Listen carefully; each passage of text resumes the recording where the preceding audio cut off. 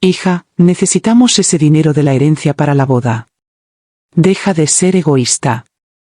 La voz de mi madre cortó el teléfono como una cuchilla, afilada y exigente. Estaba sentada en mi casa vacía en Sevilla, aún llevando el mismo vestido negro de ayer, aún sintiendo el peso de la tierra en mis manos por haber rellenado yo misma la tumba de mi hijo. Dije tranquilamente, lo entiendo. Me llamo Alicia y tengo 35 años. Hace 2 días, enterré a mi hijo de 9 años completamente sola mientras mis padres y mi hermana celebraban su fiesta de compromiso al otro lado de la ciudad. Ellos sabían del funeral. Eligieron la fiesta. El silencio al otro lado del teléfono se extendió lo suficiente como para preguntarme si mamá había colgado. Entonces ella aclaró su garganta. Bien. Patricia necesita 12.000 euros para el depósito del catering, y pensamos que el fondo fiduciario de Mateo puede cubrirlo. Eres la albacea, así que solo gira el cheque. Mateo, mi hermoso y brillante niño que amaba los dinosaurios y podía recitar todos los datos sobre los velociraptores, que luchó contra la leucemia durante 3 años con más valor del que la mayoría de los adultos muestran en toda su vida, que murió sosteniendo mi mano mientras preguntaba si sus abuelos iban a venir a visitarlo. El abogado necesitará unos días para tramitar todo, dije, con la voz firme a pesar de la tormenta que se gestaba dentro de mí. Unos días. Alicia, el catering necesita el pago para el viernes o Patricia perderá su reserva. ¿No puedes ampliamente transferir el dinero de tu cuenta y que te reembolsen después? Cerré los ojos, recordando cómo les había suplicado que pospusieran la fiesta de compromiso de Patricia, solo un día, solo para estar allí cuando su nieto fuera enterrado. Mamá había chasqueado la lengua y dicho, cariño, Mateo no querría que estuviéramos tristes. Querría que celebráramos la felicidad familiar. Felicidad familiar. Mientras yo echaba tierra sobre el ataúd de mi hijo con mis propias manos porque los trabajadores de la funeraria ya se habían ido. Yo me encargaré, le dije. Perfecto. Y Alicia, intenta centrarte en lo positivo.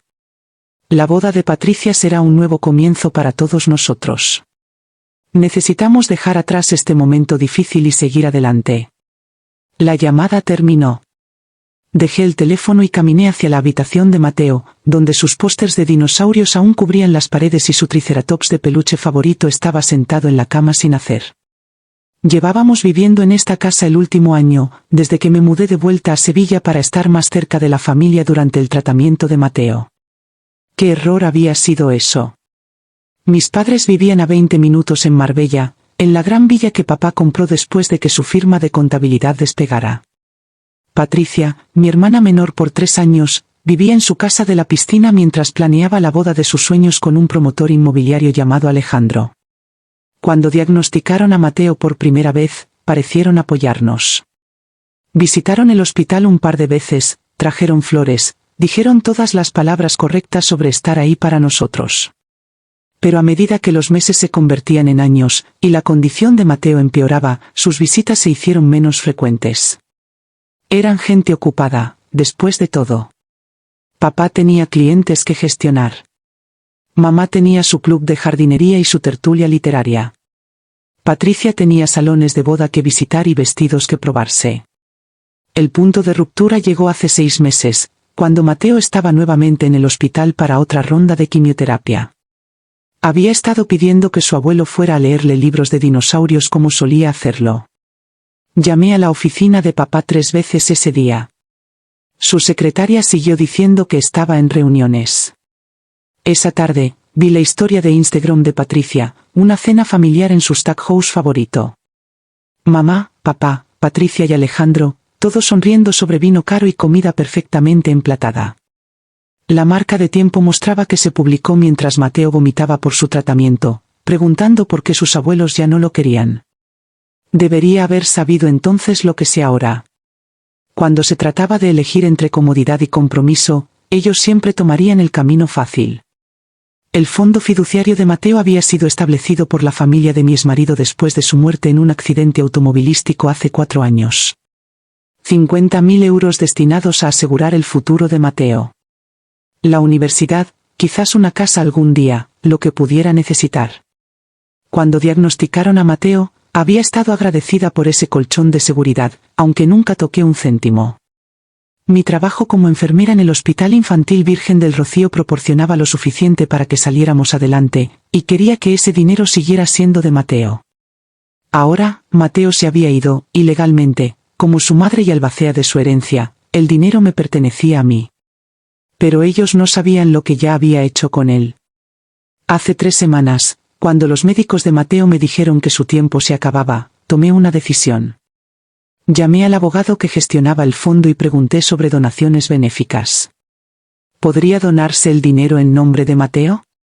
Por supuesto, dijo. Solo necesitaba mi firma como albacea. Pasé horas investigando organizaciones de cáncer infantil, leyendo sobre sus programas e impacto. Quería que el legado de Mateo ayudara a otros niños que luchaban la misma batalla que él había librado con tanto valor. El papeleo se completó hace 2 semanas. Hasta el último céntimo de esos 50.000 euros ya había sido donado a la Alianza Española para la Investigación del Cáncer Infantil, con un fondo conmemorativo establecido en nombre de Mateo. La ironía era hermosa. Mientras mi familia planeaba su fiesta, en lugar de apoyar a su nieto en sus últimos días, yo me aseguraba de que el recuerdo de Mateo perdurara de una manera que realmente importaba. Caminé a mi cocina y me serví una taza de café, pensando en la cena familiar de mañana. Mamá la había llamado a una reunión sanadora donde podríamos procesar nuestro dolor juntos y discutir los planes de boda de Patricia. Ella había insistido en que fuera, a pesar de mis protestas de que aún no estaba lista para estar rodeada de gente. Pero iría. Me sentaría a su mesa, escucharía su charla sobre la boda y esperaría el momento perfecto para compartir lo que ya había hecho con el fondo fiduciario de Mateo. La expresión en sus caras valdría cada momento de dolor que habían causado. Mi teléfono vibró con un mensaje de Patricia. No puedo esperar a verte mañana. Mamá dice que estás siendo súper generosa con el dinero de Mateo. Eres la mejor hermana del mundo. Sonreí por primera vez desde el funeral. A la tarde siguiente, conduje hasta la villa de mis padres en Marbella, pasando por el cementerio donde Mateo descansaba bajo una pequeña lápida que yo misma había elegido. Nadie se había ofrecido a ayudar con esos arreglos tampoco. Estaban demasiado ocupados probando tartas de boda. La casa se veía exactamente igual que siempre, césped perfectamente cuidado, coches caros en el camino de entrada, luz cálida derramándose desde las ventanas, una imagen de éxito suburban. Derramándose desde las ventanas, una imagen de éxito suburban que escondía tanta fealdad debajo. Me senté en mi coche por un momento, reuniendo fuerzas. Dentro de esa casa estaban las personas que deberían haber amado a Mateo incondicionalmente, que deberían haberlo dejado todo para estar con él en sus últimas semanas. En cambio, trataron su enfermedad como una inconveniencia, su muerte como una interrupción a sus importantes planes. Papá abrió la puerta antes de que pudiera tocar, envolviéndome en lo que se sentía como una actuación de un abrazo. Alicia, cariño, estamos tan contentos de que hayas podido venir. Tu madre ha hecho tu roast beef favorito. Mi roast beef favorito. Como si la comida pudiera compensar el haber abandonado a su nieto. El comedor estaba puesto con la mejor vajilla de mamá, del tipo que solo usaba para ocasiones especiales. Aparentemente, discutir cómo gastar el dinero de mi hijo muerto calificaba como especial. Patricia y Alejandro ya estaban sentados, Patricia prácticamente brillando de emoción, Alejandro revisando su teléfono con el tipo de aburrimiento que sugería que preferiría estar en cualquier otro lugar. Ahí está. Patricia saltó para abrazarme. Lamento mucho no haber podido ir al funeral. La cita con la florista se programó hace meses, y ya sabes lo difícil que es conseguir tiempo con los buenos proveedores. La cita con la florista. Mientras yo bajaba el cuerpo de mi hijo a la tierra, mi hermana estaba eligiendo centros de mesa. Mamá emergió de la cocina llevando una bandeja de roast beef perfectamente cortado, su rostro brillante con ese tipo de alegría forzada que había perfeccionado a lo largo de los años. Pensé que podríamos tener una buena cena familiar y hablar sobre seguir adelante. Todos hemos pasado por tanto estos últimos años. Todos habíamos pasado por tanto, como si ella hubiera sido la que durmió en sillas de hospital y sostuvo la mano de su hijo a través de interminables tratamientos. Tomé mi asiento en la mesa, la misma silla que había ocupado durante las cenas familiares a lo largo de mi infancia. Mateo solía sentarse a mi lado cuando visitábamos, haciendo preguntas sin fin sobre todo y haciendo reír a todos con sus impresiones de dinosaurios. El espacio vacío a mi lado se sentía enorme.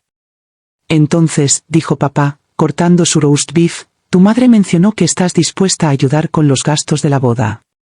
Eso es muy generoso, especialmente considerando todo lo que has estado enfrentando. Mateo querría que celebráramos la felicidad, añadió mamá rápidamente. Era un niño tan alegre. Querría que su dinero fuera hacia algo hermoso. Casi me atraganté con el agua. Mateo querría que su dinero ayudara a otros niños enfermos, no a financiar una fiesta para personas que no se molestaron en asistir a su funeral. Patricia se inclinó hacia adelante con entusiasmo. He estado pensando en la forma más significativa de honrar a Mateo en la boda. Tal vez una pequeña mesa conmemorativa con su foto. Algo con gusto que no baje demasiado el ánimo. Una mesa conmemorativa. Una foto. Después de abandonarlo por completo, quería usar su memoria como decoración nupcial. Eso suena encantador, dije con cuidado. Alejandro miró hacia arriba desde su teléfono por primera vez. ¿De cuánto estamos hablando de todos modos? El monto del fondo. Ahí estaba. La verdadera razón de esta cena. No dolor, no sanación, no unidad familiar. Dinero. 50.000 euros, dijo papá con orgullo, como si él hubiera contribuido de alguna manera. La familia del padre de Mateo lo estableció después del accidente. Una inversión inteligente. El chico ya no lo necesita, así que bien podría ir hacia algo que traiga alegría a la familia. El chico ya no lo necesita. Mateo tenía un nombre. Era su nieto, pero para ellos, se había convertido en nada más que una fuente de financiación para el día perfecto de Patricia. En realidad, tengo noticias maravillosas sobre eso, dije, dejando el tenedor. Pude hacer arreglos que creo que a Mateo le hubieran encantado. Patricia aplaudió. ¿Ya lo transferiste a la cuenta de la boda? Dios mío, eso significa que podemos mejorar la banda. Encontré un grupo increíble que toca en bodas de celebridades. No exactamente, dije, observando sus caras cuidadosamente. Lo doné a la Alianza Española para la Investigación del Cáncer Infantil. Hasta el último céntimo, a nombre de Mateo. El silencio que siguió fue ensordecedor. El tenedor de mamá cayó ruidosamente sobre su plato. La cara de papá se puso completamente blanca. La boca de Patricia se abría y cerraba como un pez boqueando. ¿Qué hiciste?, susurró mamá. Establecí un fondo conmemorativo en honor a Mateo, continué con calma. El dinero irá hacia investigaciones que podrían ayudar a otros niños que luchan contra el cáncer. Me pareció lo correcto. ¿Lo correcto? La voz de Patricia se elevó hasta casi un chillido. Alicia, ese era mi dinero. Era para mi boda. En realidad, era el dinero de Mateo, corregí. Y ahora está ayudando a niños que están pasando por lo mismo que Mateo pasó. Niños cuyas familias los apoyan. Papá encontró su voz, aunque temblaba de rabia. No puedes hacer esto. Lo impugnaremos. Involucraremos abogados. No tenías derecho a tomar esa decisión sin consultarnos. Tenía todo el derecho, dije tranquilamente. Yo era la madre de Mateo y la albacea de su herencia. La donación se completó legalmente hace 2 semanas. El dinero ya no está. La máscara cuidadosamente compuesta de mamá finalmente se quebró. ¿Cómo puedes ser tan egoísta? Patricia ha estado planeando esta boda durante 1 año. ¿Sabes cuánto cuesta todo? ¿Cuántos depósitos ya hemos pagado? Egoísta. Me llamaban egoísta por honrar la memoria de mi hijo muerto en lugar de financiar su fiesta. Tal vez deberían haber pensado en eso antes de decidir que el funeral de su nieto no era lo suficientemente importante para asistir, dije, poniéndome de pie. La habitación estalló. Patricia lloraba. Alejandro maldecía en voz baja. Papá amenazaba con acciones legales. Y mamá enumeraba todas las formas en que les había decepcionado a la familia a lo largo de los años. Pero su ira solo probaba lo que ya sabía. Les importaba más el dinero de lo que nunca les había importado Mateo. Caminé hacia la puerta, dejándolos con su rabia. Mañana traería llamadas de abogados, amenazas, demandas para revertir lo que no se podía revertir. Pero esta noche, iría a casa a la habitación de Mateo y le contaría a su triceratops de peluche sobre los niños que vivirían gracias a su legado. La verdadera batalla apenas comenzaba. 3 días después de la desastrosa cena familiar, me senté en la oficina del abogado Jonathan Pierce en el centro, escuchándole explicar por qué las amenazas de mi familia no tenían valor. La donación se ejecutó correcta y legalmente, dijo, revisando los documentos extendidos sobre su escritorio de caoba. Como madre de Mateo y albacea designada por el tribunal de su herencia, tenía plena autoridad para realizar distribuciones benéficas. No hay camino legal para que ellos lo persigan. Asentí, aunque ya lo esperaba. La verdadera satisfacción no estaba en la legalidad de lo que había hecho, sino en el principio. El dinero de Mateo estaba ayudando a niños que realmente lo necesitaban, no financiando una fiesta para personas que lo habían abandonado. Mi teléfono no había dejado de sonar desde esa cena.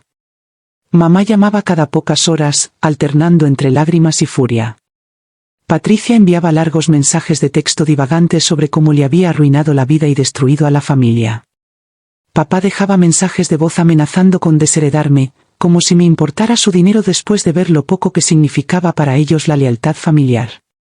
Pero la llamada que me sorprendió llegó esa mañana de mi tía Consuelo, la hermana mayor de papá que vivía en Barcelona.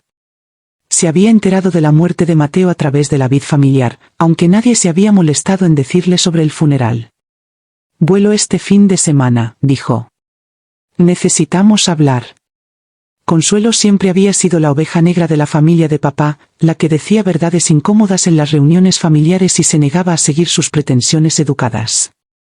Se había mudado de Sevilla hacía 30 años y solo visitaba para las fiestas importantes, usualmente yéndose temprano después de alguna discusión con mis padres sobre sus prioridades. Cuando Mateo era más joven, Consuelo había sido una de sus parientes favoritas. Le enviaba libros sobre dinosaurios, llamaba para escuchar sobre sus últimos descubrimientos y genuinamente escuchaba cuando hablaba sobre sus intereses.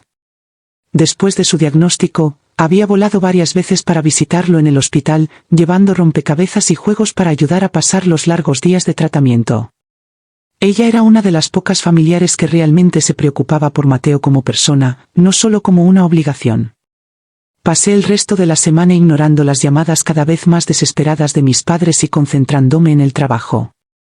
El hospital era una distracción bienvenida, llena de colegas que realmente me habían apoyado durante la enfermedad de Mateo. Mi supervisora me había dado permiso por duelo, pero había solicitado volver antes. Mantenerme ocupada ayudaba a mantener el dolor manejable. El viernes por la noche, recogí a Consuelo del aeropuerto. Se veía exactamente igual que siempre, pelo plateado recogido en un moño práctico, vistiendo vaqueros y un suéter simple, llevando una sola maleta a pesar de planear quedarse una semana. A sus 62 años, tenía la actitud práctica de alguien que había pasado 30 años como directora de escuela secundaria. «¿Cómo lo estás llevando?», preguntó mientras conducíamos hacia mi casa. «Mejor de lo esperado», admití. «Enfadada, pero mejor». «Bien». La ira es sutil. Significa que no has renunciado a esperar que la gente sea mejor. Condujimos en un silencio cómodo por un tiempo. Consuelo siempre había entendido que no todos los momentos necesitaban llenarse con palabras, un rasgo que la había convertido en una de las visitantes favoritas de Mateo. Podía sentarse tranquilamente con él durante los tratamientos, leyendo libros o trabajando en rompecabezas sin preguntarle constantemente cómo se sentía o intentando animarlo con positividad forzada. En casa, preparé café y le mostré la habitación de Mateo, que aún no había tenido la fuerza de cambiar. Ella tomó su triceratops de peluche favorito, sosteniéndolo con cuidado. «Amaba esta cosa», dijo suavemente. Me dijo que su nombre era Herbert y que era un herbívoro, lo que significaba que era gentil y no lastimaría a nadie. Sonreí, recordando. Quería ser paleontólogo cuando creciera. Dijo que descubriría una nueva especie de dinosaurio y la nombraría por mí. Consuelo volvió a dejar a Herbert en la cama y se giró para enfrentarme. Oí lo que pasó en el funeral y lo que hiciste con el fondo fiduciario. Me preparé para otro sermón sobre obligación familiar y perdón. En cambio, sonrió. Estoy orgullosa de ti. Las palabras me golpearon como un golpe físico. No recordaba la última vez que un miembro de la familia había dicho que estaba orgullosa de mí por algo. Tus padres me llamaron, sabes, continuó. Querían que te hiciera entrar en razón, que les ayudara a averiguar cómo revertir la donación. Parecen pensar que tengo alguna influencia sobre tus decisiones. ¿Qué les dijiste? Que el dinero de Mateo debería honrar la memoria de Mateo, y que si hubieran querido opinar sobre cómo se gastaba, deberían haber actuado como abuelos mientras él estaba vivo. Nos sentamos en la habitación de Mateo hasta tarde esa noche, compartiendo historias sobre él y hablando sobre la forma en que mis padres habían cambiado a lo largo de los años.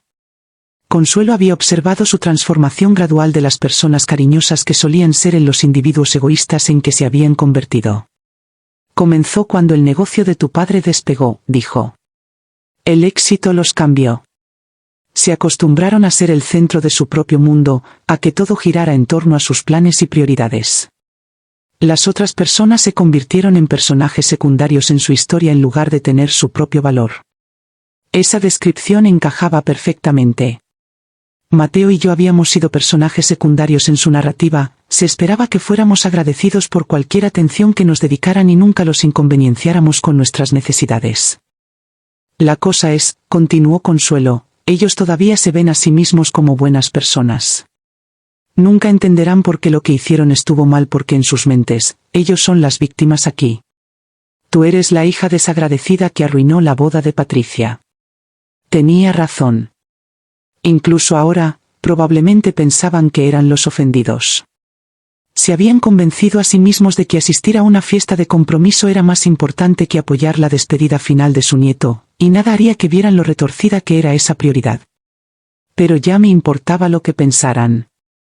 El sábado, Consuelo vino conmigo a visitar la tumba de Mateo.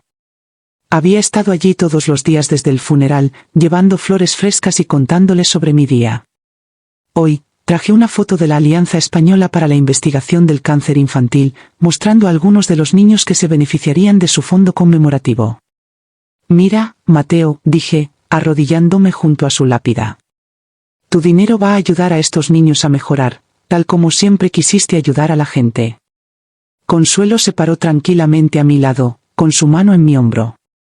Por primera vez desde la muerte de Mateo, sentí que alguien en mi familia realmente entendía lo que había perdido y lo que estaba tratando de honrar.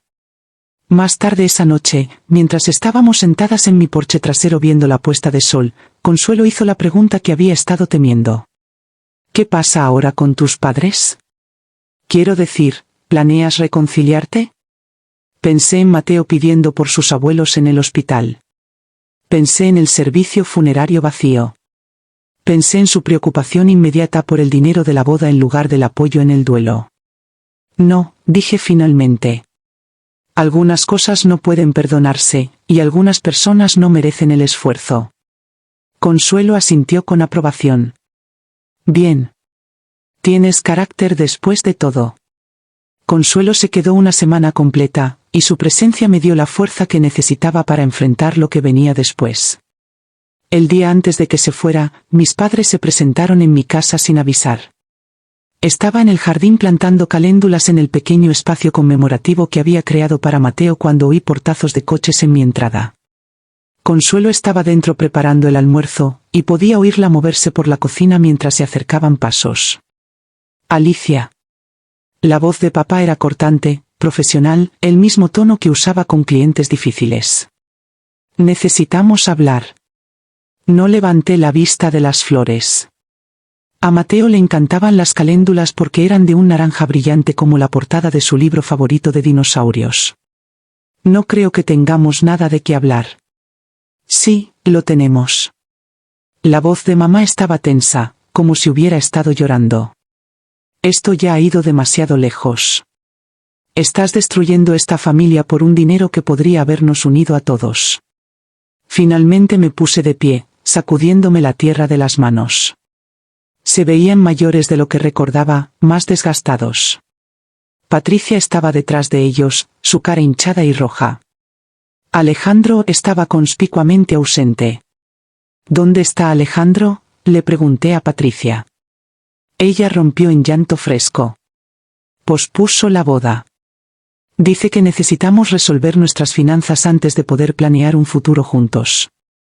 Todo esto es tu culpa. Sentí una pequeña puñalada de satisfacción. Así que también había consecuencias para Alejandro. Consecuencias que ya se extendían por sus planes perfectos. El salón canceló nuestra reserva, continuó mamá, su voz elevándose. El catering se queda a nuestro depósito, pero no hará el evento sin el pago completo. El vestido de Patricia ha sido encargado y no se puede devolver. ¿Sabes cuánto dinero estamos perdiendo por tu egoísmo? Consuelo apareció en mi puerta, secándose las manos con un paño de cocina. Miró a mis padres con la misma expresión que probablemente usaba con adolescentes rebeldes cuando todavía enseñaba. Consuelo. El tono de papá cambió, volviéndose falsamente cálido. Me alegro de que estés aquí. Quizás puedas ayudar a Alicia a entrar en razón. Yo veo perfectamente, dijo Consuelo fríamente. La pregunta es si ustedes pueden. Patricia dio un paso al frente, con rímel corriéndole por las mejillas. Tía Consuelo, tú no lo entiendes. Esta iba a ser la boda perfecta. Llevo planeándola durante 2 años. Todos ya han pedido tiempo libre en el trabajo. Enviado sus RSVPs.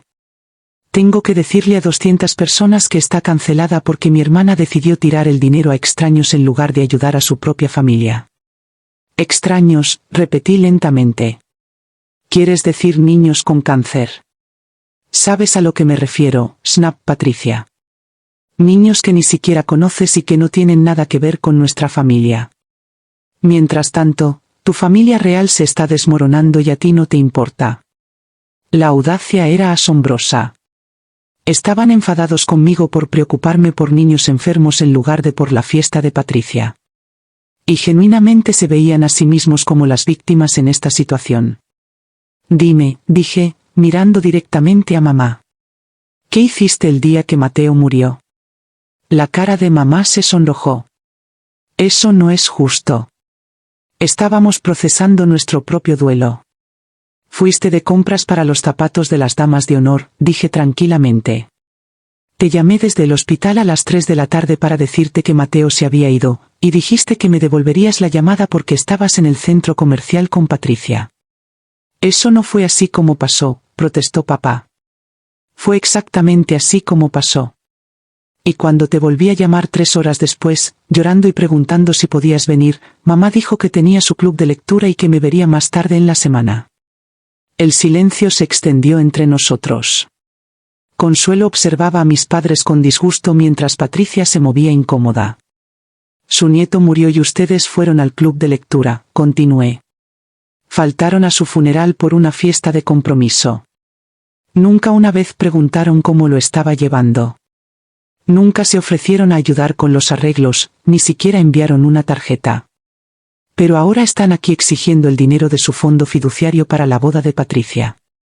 Nosotros también estamos de duelo, dijo mamá. No, no lo están. Están molestos. Hay una diferencia. Las lágrimas de Patricia se convirtieron en ira. Bien. ¿Quieres castigarnos? ¿Quieres destruir mi felicidad porque eres miserable? Pues felicidades. Ganaste. Alejandro ahora piensa que soy financieramente irresponsable. Está cuestionando si puedo ser una buena pareja si no puedo manejar el dinero adecuadamente. La boda está cancelada, probablemente para siempre. Debería haberme sentido mal por ella. Una parte de mí esperaba sentirme culpable por el daño colateral a su relación. En cambio, no sentía nada más que fría satisfacción. Quizás Alejandro tenga razón al cuestionar tus prioridades, dije. Quizás se dio cuenta de que alguien que elige planificar una fiesta sobre funerales familiares no es la pareja que quiere. La cara de Patricia se puso blanca de rabia. ¿Cómo te atreves?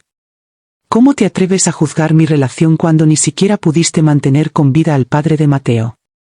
Las palabras golpearon como una bofetada física. Incluso Consuelo jadeó. Papá agarró el brazo de Patricia, pero era demasiado tarde. Patricia, ya basta, dijo, pero su voz carecía de convicción. Miré a mi hermana, esta mujer que acababa de culparme por la muerte de mi esposo en un accidente automovilístico, y sentí que algo dentro de mí se rompía por completo. No la ruptura limpia de un trauma repentino, sino la lenta y aplastante destrucción de los últimos hilos que mantenían una relación unida. Salgan de mi propiedad, dije tranquilamente. Alicia, ella no lo decía en serio, comenzó mamá. Salgan de mi propiedad ahora o llamo a la policía. Consuelo se acercó a mi lado, su presencia sólida y de apoyo. ¿La han oído? Lárguense. Papá abrió la boca para discutir, pero algo en mi expresión debió convencerlo de que iba en serio. Tomó el brazo de mamá y la dirigió hacia el coche. Patricia lo siguió, todavía llorando, lanzando una última súplica desesperada por encima del hombro. Esto no ha terminado, Alicia. Somos familia. La familia no se abandona así. Los observé alejarse, sintiéndome más ligera que en meses. Tenían razón en una cosa. La familia no se abandona. Esa era exactamente la razón por la que los había eliminado de mi vida. Consuelo puso su brazo alrededor de mis hombros. ¿Estás bien? Creo que sí, dije, y me di cuenta de que lo decía en serio. Esa noche, Consuelo y yo nos sentamos en mi porche trasero con copas de vino, viendo la puesta de sol pintar el cielo de naranja y rosa, los colores favoritos de Mateo. Hay algo que no te he contado, dijo Consuelo eventualmente. Sobre tus padres y Patricia. La miré con curiosidad. Me llamaron hace 2 meses, justo después de que el diagnóstico de Mateo empeorara. Querían consejos sobre cómo manejar la situación. Mi estómago se tensó. ¿Qué tipo de consejo? Estaban preocupados por cuánto tiempo y dinero estaba tomando el cuidado de Mateo. Se preguntaban si sería mejor para todos si trasladabas a Mateo a un centro de somewhere con cuidado profesional para que pudieras concentrarte en recuperar tu vida. Las palabras tardaron un momento en asimilarse. Querían que pusiera a Mateo en un hospicio. No exactamente un hospicio, más bien cuidado a largo plazo. Un lugar donde pudiera estar cómodo mientras tú resolvías tus próximos pasos. Me sentí enferma. Mientras yo luchaba por cada tratamiento posible, por cada oportunidad de darle más tiempo a Mateo, mis padres estaban planeando formas de eliminarlo por completo de sus vidas. Les dije que no tenían corazón, continuó Consuelo. Les dije que si no podían apoyar a su hija y a su nieto durante el momento más difícil de sus vidas, no merecían ser llamados familia. La pieza final del rompecabezas encajó en su lugar. Por eso se habían distanciado aún más en los últimos meses de Mateo. No porque estuvieran ocupados o abrumados, sino porque lo veían como una inconveniencia que manejar en lugar de un niño al que amar. Después de que Consuelo se fuera a Barcelona, me sumergí en el trabajo con un propósito renovado. La unidad de oncología pediátrica en el Hospital Infantil Virgen del Rocío había sido mi segundo hogar durante el tratamiento de Mateo, y ahora se convirtió en mi refugio. Los niños allí me recordaban diariamente por qué el fondo conmemorativo de Mateo importaba más que cualquier boda. 2 semanas después del enfrentamiento con mi familia, recibí una llamada que lo cambió todo. Señorita Alicia. La voz era joven, insegura. Habla Jennifer de la Alianza Española para la Investigación del Cáncer Infantil. Trabajo en relaciones con donantes. Esperaba algún tipo de seguimiento sobre el fondo conmemorativo, probablemente papeleo rutinario o una carta de agradecimiento. Recibimos su donación a nombre de Mateo, continuó Jennifer. Es increíble, y estamos tan agradecidos, pero llamo porque algo inusual ha sucedido. Mi corazón se saltó un latido. ¿Habían encontrado mis padres de alguna manera una forma de impugnar la donación después de todo? ¿Qué tipo de inusual? Bueno, hemos estado recibiendo llamadas, muchas llamadas, personas que dicen ser los abuelos y la tía de Mateo, diciendo que la donación se hizo sin el consentimiento familiar adecuado. Exigen que les devolvamos el dinero directamente. Me hundí en una silla de la cocina. Por supuesto que lo estaban haciendo. Cuando los desafíos legales fallaron, mi familia había decidido intentar la manipulación emocional en una organización benéfica. Ellos no pueden hacer eso legalmente, dije. Yo era la albacea. Oh, lo sabemos. Nuestro equipo legal confirmó que todo estaba en orden, pero las llamadas se están volviendo más agresivas. Ayer, una mujer que decía ser la abuela de Mateo llamó y dijo que la donación la hizo alguien que tenía una crisis nerviosa y no era competente para tomar decisiones financieras.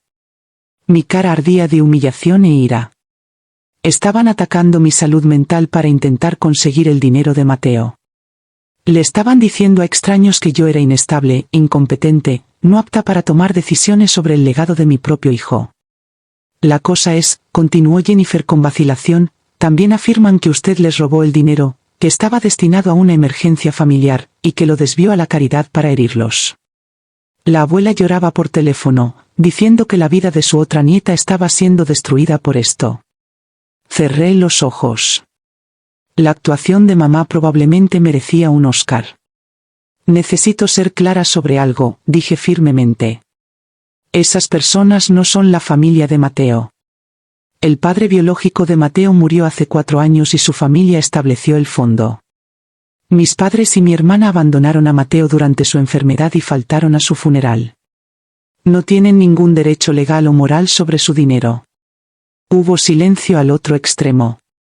Luego, un suspiro de alivio. Gracias por aclararlo. A veces lidiamos con disputas familiares, pero esto se sentía diferente. Más malicioso. ¿Por qué lo es?, dije. No son abuelos en duelo tratando de honrar la memoria de Mateo. Son personas que quieren dinero para una boda y están dispuestas a mentirle a una organización benéfica para niños para conseguirlo. Después de colgar, me senté en mi cocina temblando de rabia. No era suficiente para ellos abandonar a Mateo y atacarme a mí. Ahora estaban acosando a la misma organización que intentaba ayudar a niños como él. Estaban tan desesperados por el dinero de la boda de Patricia que intentarían manipular a familias en duelo y empleados de organizaciones benéficas sobrecargados. Esa tarde, hice algo que nunca antes había hecho. Llamé a una reportera de noticias local. Melissa Torres trabajaba para el equipo de investigación de Canal 12, y había visto sus historias sobre fraudes benéficos y explotación familiar. Aceptó reunirse conmigo para tomar un café, intrigada por mi breve descripción de la situación. Entonces, déjame entender esto, dijo Melissa, revisando las notas que había tomado durante nuestra conversación de 1 hora. Tus padres y tu hermana faltaron al funeral de tu hijo para asistir a una fiesta de compromiso, luego exigieron el dinero de su fondo fiduciario para gastos de boda. Cuando lo donaste a la Alianza para la Investigación del Cáncer Infantil en su lugar, ahora están acosando a la organización benéfica y afirmando que no eres competente mentalmente. Exactamente. Melissa negó con la cabeza. He cubierto algunas disputas familiares terribles, pero esta es particularmente cruel. El ángulo de la organización benéfica lo hace noticioso, especialmente si están haciendo afirmaciones falsas sobre competencia mental para intentar revertir una donación legal. ¿Qué lograría una historia? Responsabilidad pública. A veces la gente se comporta mejor cuando sabe que sus acciones podrían hacerse públicas. Y protegería a la organización benéfica de más acoso al aclarar la situación legal. Pensé en Mateo, en los niños de la unidad de cáncer que necesitaban fondos para investigación más de lo que Patricia necesitaba una boda perfecta. Pensé en la disposición de mis padres a atacar a una organización benéfica que ayudaba a niños enfermos. Hágalo, dije. La historia se emitió el jueves por la noche siguiente. Melissa había hecho su tarea, entrevistando a Jennifer de la organización benéfica, confirmando el estado legal de la donación y obteniendo declaraciones del personal del hospital sobre la enfermedad de Mateo y mi dedicación como su madre. No usó los nombres de mi familia, refiriéndose a ellos solo como parientes que faltaron al funeral del niño para asistir a un evento social, pero cualquiera que nos conociera reconocería los detalles. La historia presentó los hechos claramente.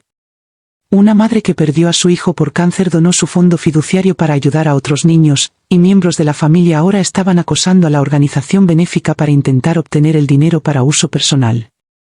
El experto legal que Melissa entrevistó lo llamó moralmente reprensible y confirmó que la donación era irreversible. Mi teléfono comenzó a sonar antes de que la historia terminara de emitirse.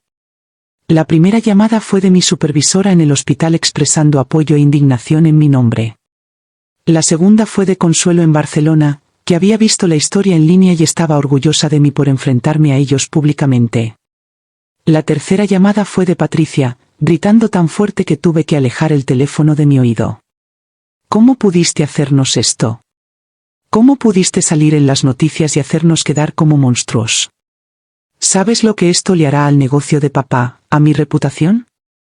Dije la verdad, dije con calma.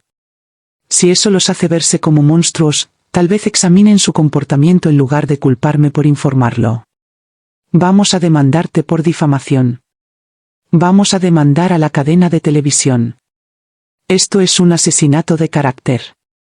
Buena suerte con eso, dije y colgué. La cuarta llamada fue de papá, su voz fría y controlada. Has cruzado un límite, Alicia. Ir a los medios, airear asuntos familiares privados en la televisión, hacernos quedar como criminales. Esto termina ahora. Tienes razón, dije. Si termina ahora. No me llames nunca más. Estás cometiendo un error. La familia es para siempre, y algún día nos necesitarás.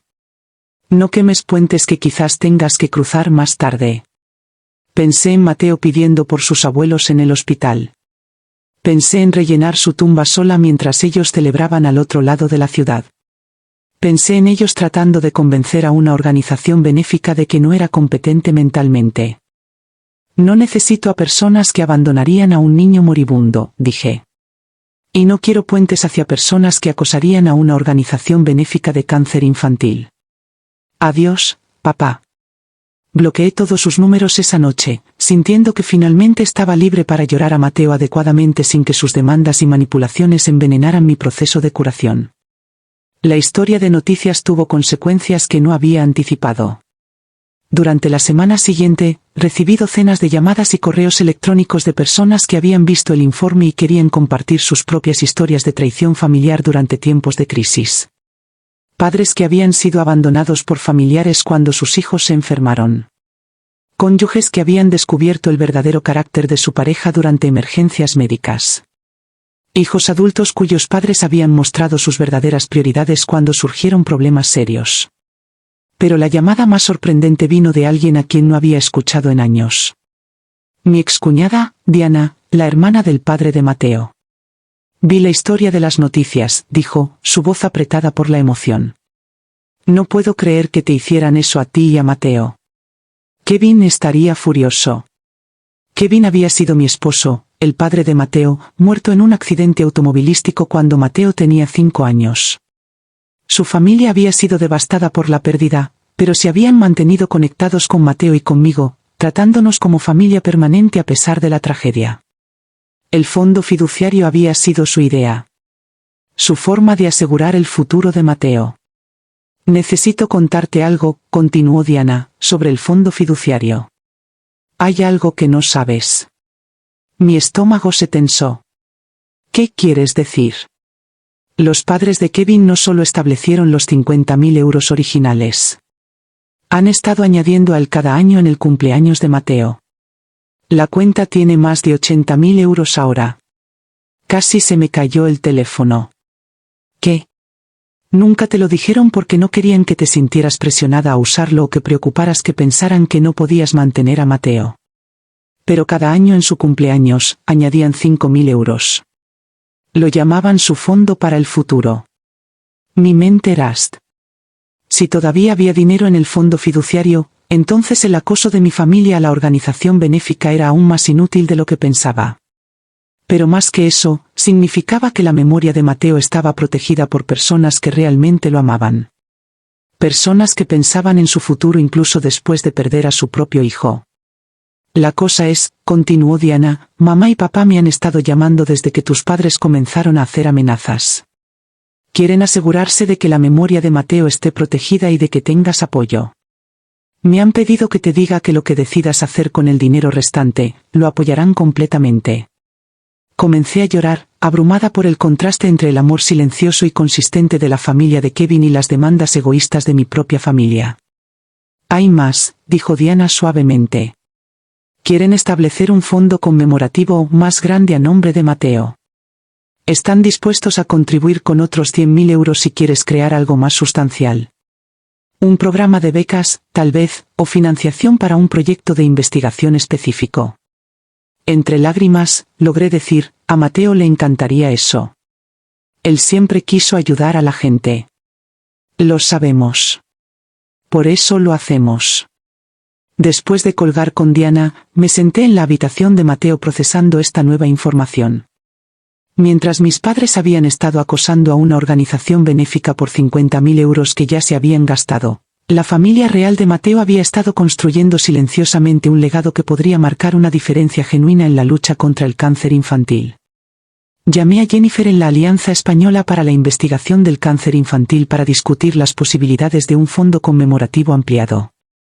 Estaba emocionada por el potencial de un programa integral a nombre de Mateo, algo que pudiera financiar tanto investigación como servicios de apoyo familiar.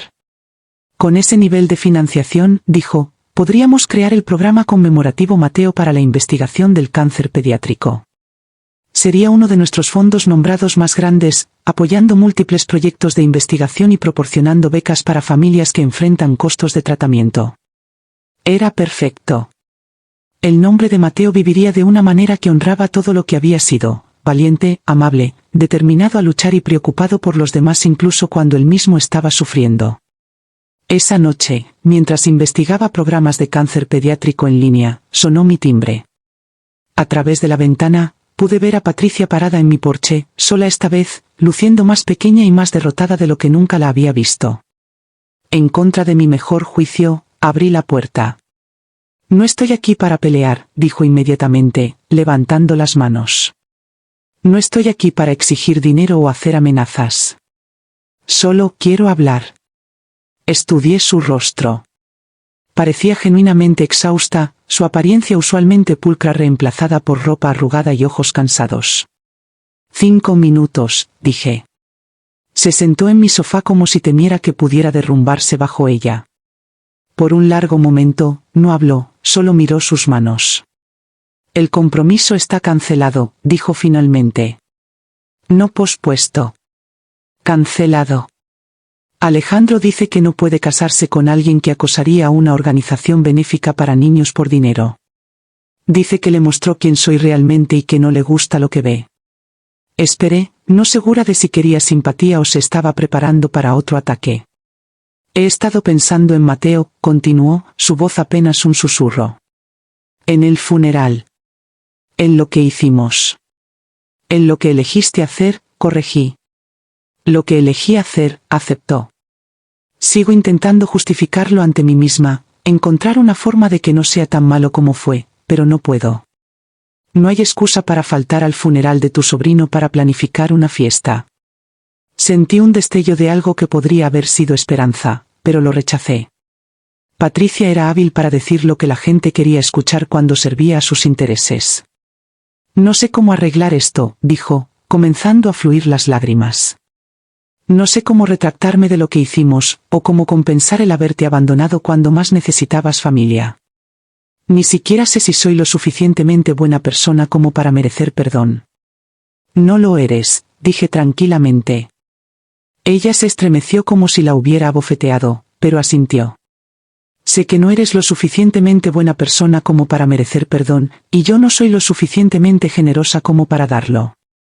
Lo que le hiciste a Mateo, lo que me hiciste a mí, lo que intentaste hacerle a la organización benéfica, esas cosas no se borran con una disculpa. Patricia lloraba más fuerte ahora, pero no discutía ni se defendía.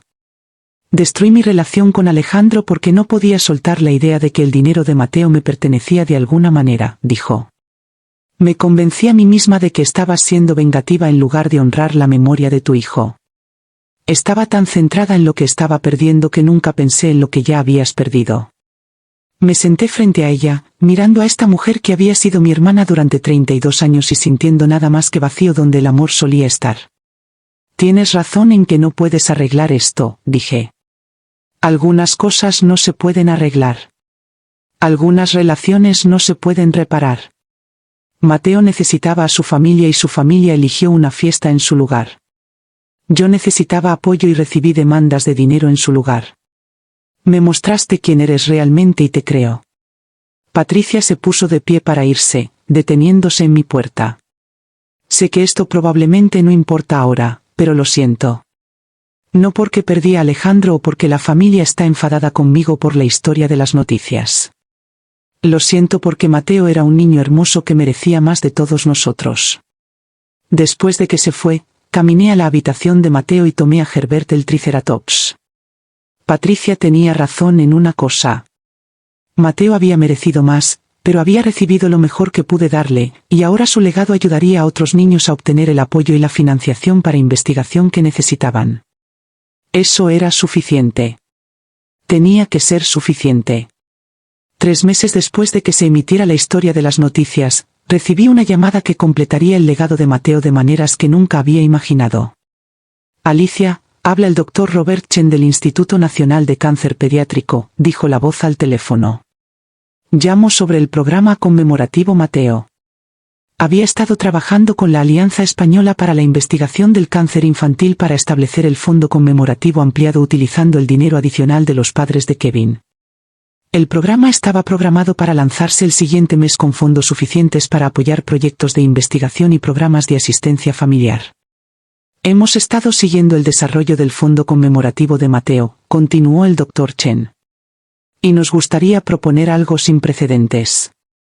El instituto quiere asociarse con la Alianza para crear el primer centro de investigación de cáncer pediátrico financiado a nivel nacional nombrado en honor a un paciente defensor. Mis manos comenzaron a temblar. No, entiendo. La historia de Mateo ha resonado en toda la comunidad médica. Un niño de 9 años cuyo fondo fiduciario se convirtió en un catalizador para una de las iniciativas de investigación apoyadas por familias más grandes que hemos visto. Queremos establecer el Centro de Investigación Tyler con financiación completa para un equipo dedicado de investigadores trabajando específicamente en el tipo de leucemia que Mateo combatió. Me hundí en una silla de la cocina, abrumada. El nombre de Mateo no solo iba a ayudar a unos pocos niños. Iba a estar unido a un centro de investigación que podría cambiar las tasas de supervivencia para niños con su diagnóstico exacto. El compromiso total sería de 5 millones de euros durante 10 años, explicó el Dr. Chen. El instituto proporcionará la mayoría de los fondos, pero nos gustaría que el programa conmemorativo Mateo sirviera como enlace comunitario. Usted estaría en la junta asesora, ayudando a dirigir los servicios de apoyo familiar y asegurando que la investigación permanezca conectada con la defensa del paciente.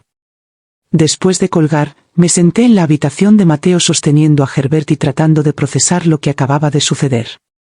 Mi niño brillante y valiente, que había hecho tantas preguntas sobre dinosaurios y ciencia, iba a tener un centro de investigación que llevaría su nombre.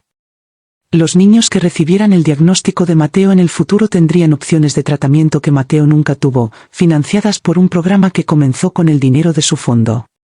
La ironía era hermosa y devastadora. Mis padres se habían centrado tanto en 50.000 euros para una boda que se perdieron ver en lo que ese dinero podría convertirse cuando se usa con propósito en lugar de egoísmo. Esa tarde, llamé a Consuelo para compartir las noticias.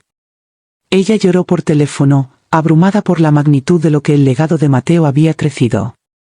Él estaría tan orgulloso, dijo entre lágrimas. Siempre quiso ayudar a la gente, y ahora va a ayudar a niños por generaciones venideras. 2 semanas después, recibí una visita inesperada en el trabajo. Estaba revisando a los pacientes en la unidad pediátrica cuando la clerk de la unidad me dijo que alguien preguntaba por mí en la estación de enfermeras. Era mamá. Se veía mayor que cuando la había visto hace 3 meses, más frágil de alguna manera. Su apariencia usualmente perfecta estaba desaliñada. Ropa arrugada, raíces grises mostrándose en su cabello teñido, maquillaje que no podía ocultar el agotamiento en sus ojos. Alicia, dijo vacilante. ¿Podríamos hablar en algún lugar privado? La llevé a una sala de consulta familiar vacía, el mismo tipo de sala donde Mateo y yo habíamos recibido innumerables actualizaciones sobre su progreso en el tratamiento. La ironía no se me escapó. Oí sobre el centro de investigación, dijo, sin mirarme a los ojos. Sobre el nombre de Mateo en él. Esperé, sin ayudarla a encontrar palabras. También oí que había más dinero en el fondo fiduciario del que sabíamos. Que los padres de Kevin habían estado contribuyendo a él. Sí, dije simplemente. Entonces, cuando estábamos pidiendo el dinero, en realidad había suficiente tanto para el memorial de Mateo como para la boda de Patricia.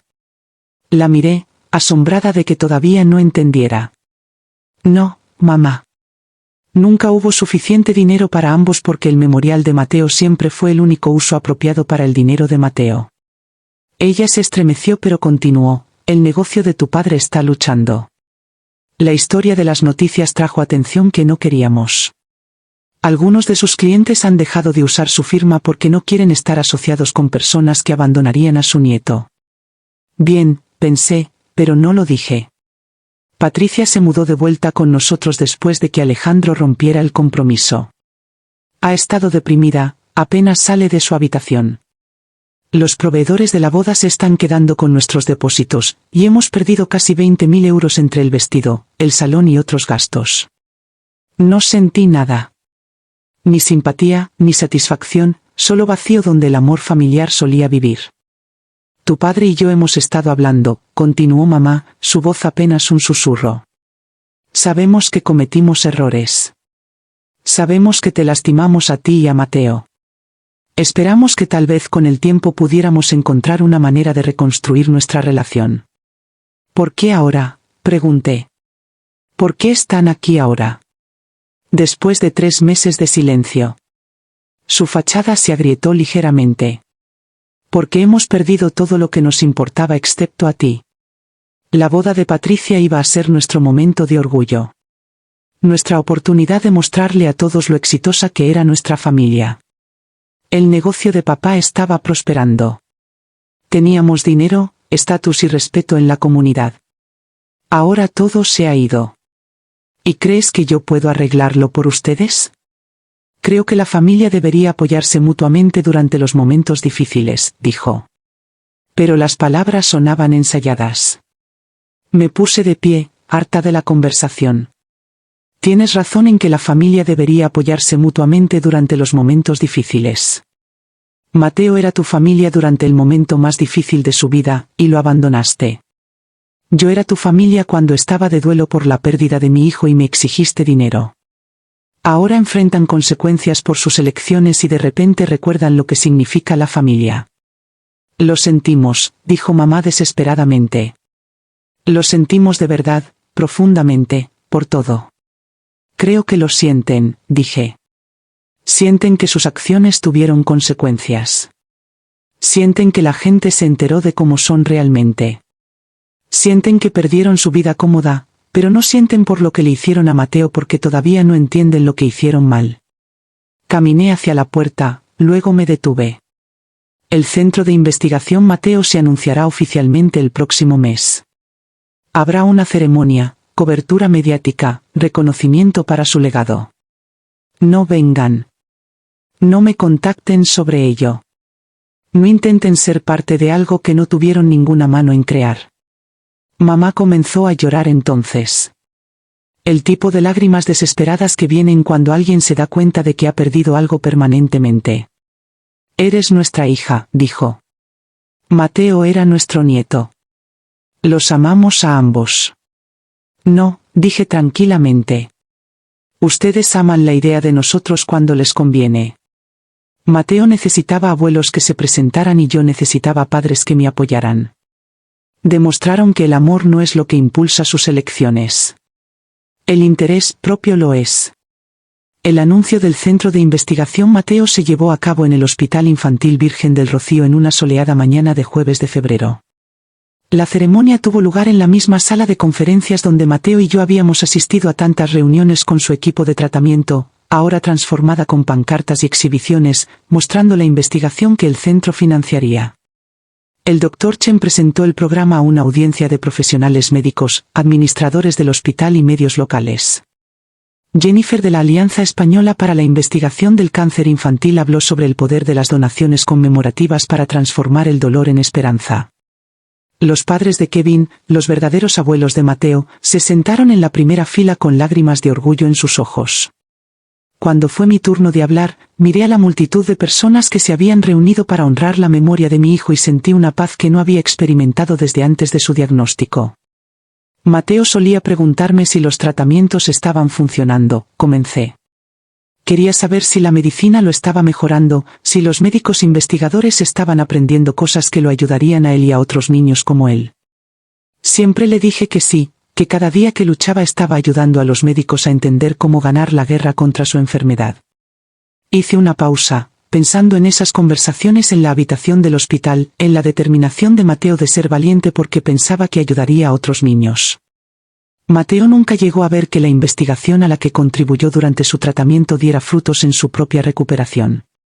Pero hoy, su legado financiará el tipo exacto de investigación en la que él creía. El Centro de Investigación Mateo se centrará específicamente en la forma de leucemia linfoblástica aguda que le quitó la vida a Mateo, con el objetivo de mejorar las tasas de supervivencia y la calidad de vida de los niños que enfrentan este diagnóstico. El aplauso fue cálido y sostenido. En la audiencia, podía ver a los padres de Kevin tomados de la mano, a Consuelo secándose las lágrimas y a varias de las antiguas enfermeras de Mateo de la unidad de oncología sonriendo a través de sus emociones. El centro representa la verdad sobre el carácter de Mateo, continué. Era valiente, curioso, determinado y cariñoso. Incluso a los 9 años, entendía que luchar contra su enfermedad no se trataba solo de su propia supervivencia. Se trataba de contribuir al conocimiento que podría salvar a otros niños. Este centro de investigación encarnará esos valores en los años venideros. Después de la ceremonia, mientras la gente se mezclaba y veía las exhibiciones sobre los proyectos de investigación planificados del centro, Consuelo se me acercó con una expresión preocupada. Hay algunas personas afuera que piden hablar contigo, dijo tranquilamente. Dicen que son los abuelos de Mateo. Mis padres habían venido después de todo, a pesar de mi solicitud explícita de que se mantuvieran alejados. A través de la ventana, podía verlos parados en el estacionamiento del hospital con Patricia. Los tres parecían inseguros y fuera de lugar. ¿Quieres que pida a seguridad que se vayan?, preguntó Consuelo. Lo consideré, pero me di cuenta de que esta podría ser la oportunidad perfecta para terminar las cosas definitivamente. No, déjame hablar con ellos. Caminé afuera donde mis padres y Patricia esperaban junto al coche de papá. Parecían más pequeños de alguna manera, disminuidos por el peso de sus elecciones. Solo queríamos ver, dijo mamá tranquilamente. Entender en qué se convirtió el dinero de Mateo. Esto es en lo que se convirtió, dije, señalando el hospital detrás de mí. Un centro de investigación que ayudará a los niños a vivir. Un legado de esperanza en lugar de una fiesta que se habría olvidado en un día. Papá dio un paso al frente, su rostro mostrando la tensión de los últimos meses. Sabemos que estábamos equivocados. Sabemos que te lastimamos a ti y a Mateo, pero todavía somos familia, Alicia. Todavía te amamos. ¿Lo hacen?, pregunté. ¿Me aman a mí o aman la idea de tener una hija que ahora está conectada a un prestigioso programa de investigación médica?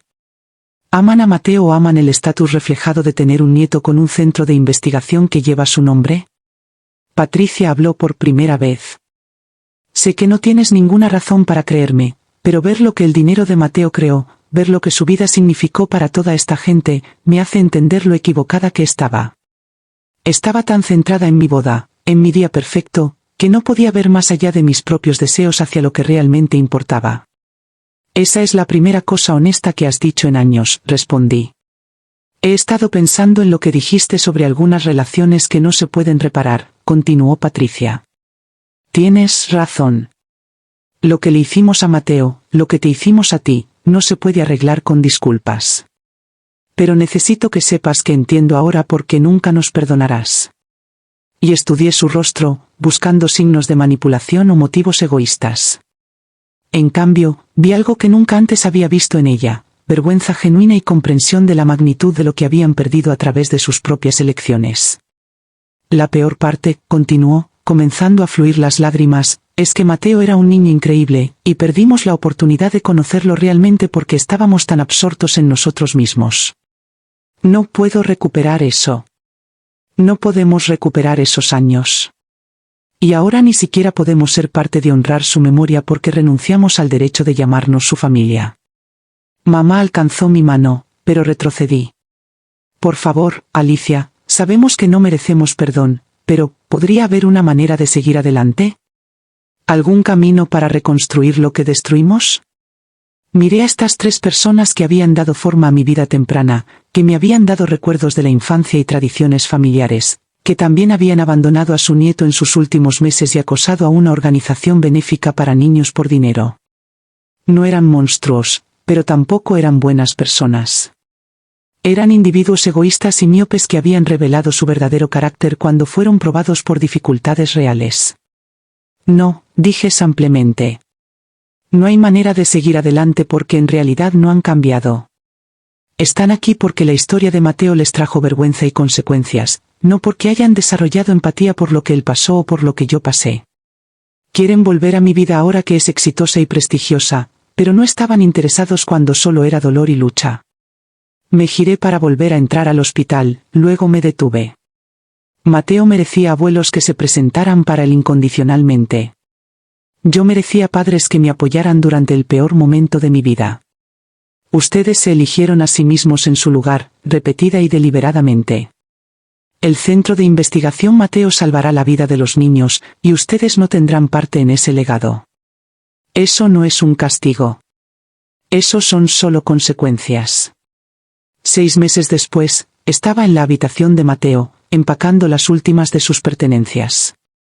Me mudaba a una casa más pequeña al otro lado de la ciudad, una sin tantos recuerdos de enfermedad y pérdida.